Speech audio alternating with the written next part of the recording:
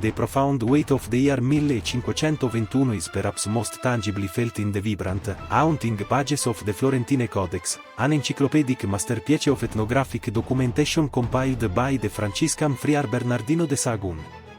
Within its weathered folios, the fusion of now pictographic traditions and European script offers a dual perspective on a world being systematically dismantled and simultaneously reborn.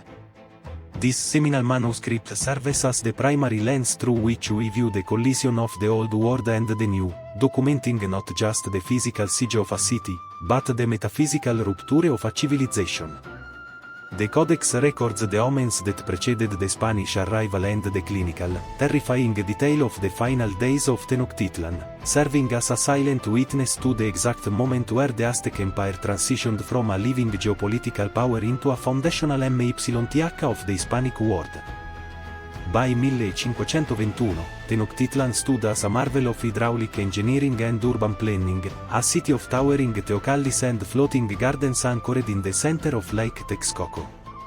It was the heart of the Triple Alliance, a sophisticated hegemony that commanded tribute across central Mexico. Yet, by the time Hernán Cortés returned for his final assault, the city had become a desperate island of resistance. The location was decisive because it represented the apex of Mesoamerican theological and political authority. To fell Tenochtitlan was to decapitate an entire world order.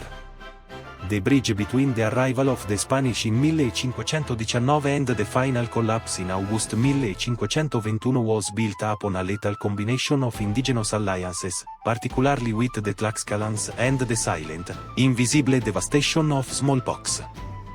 This biological catastrophe, which claimed the life of the Emperor Cuitlahuac, ensured that when the bridges to the mainland were finally severed, the conflict ceased to be a traditional conquest and became a struggle for the very survival of the Mexican identity. The siege of Tenochtitlan, as chronicled in the letters of relation sent by Cortés to Charles V, unfolded as a grueling 80-day campaign of attrition that remains one of history's most harrowing depictions of urban warfare. The Spanish brigantines, built specifically to dominate the lake, systematically cut off the city's lifelines, turning the architectural marvel into a starving prison. In the art that followed, particularly the expansive 17th century biombo de la Conquista, the battle is depicted as a stylized, chaotic dance of steel and obsidian. These visual accounts highlight the clash of irreconcilable military philosophies, the Mexica, fighting for honor and the capture of captives for ritual sacrifice, versus the Europeans, executing a war of total destruction and territorial acquisition. The narrative arc peaks with the capture of the final emperor, Cuauhtémoc, who reportedly asked Cortés to strike him down with his dagger, an act of noble resignation that has been painted into the canon as the ultimate end of an era. This human tragedy was not merely the loss of life, but the deliberate erasure of sacred spaces.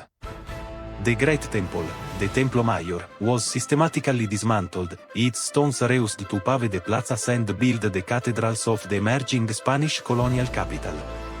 This physical transformation was mirrored in the literature of the period, most notably in the Broken Spears, a collection of indigenous elegies that capture the lienzo de Tlaxcala perspective of the defeated. These verses speak of a world where the roads are covered with thorn hair and the houses are unroofed, providing a haunting counter-narrative to the triumphalist Spanish chronicles. The fall of the city thus became the ultimate motif of the vanitas in colonial art, a reminder of the fragility of empires and the absolute nature of cultural change. The immediate aftermath of August 13, 1521, saw the emergence of a new biological and social reality, the mestizo. This synthesis, born from the violence of the conquest, became the genetic and cultural foundation of modern Mexico. The event spurred an unprecedented theological debate in Europe, leading to the Valladolid controversy where scholars like Bartolomé de las Casas argued for the humanity and the rights of the indigenous peoples. This intellectual shift, catalyzed by the brutality witnessed in Tenochtitlan, laid the early, messy groundwork for modern concepts of international law and human rights. The fall of the city served as a pivot point that intellectually pushed the Atlantic world into a globalized era, necessitating a new moral framework to govern the meeting of previously isolated civilizations. The enduring legacy of Tenochtitlan fall is characterized by a complex, often painful process of memorialization that continues to shape global ethics.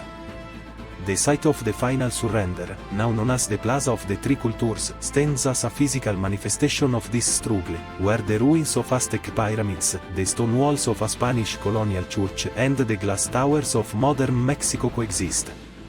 This architectural palimpsest forces a confrontation with the truth that modern nations are often built upon the foundations of displaced ancestors.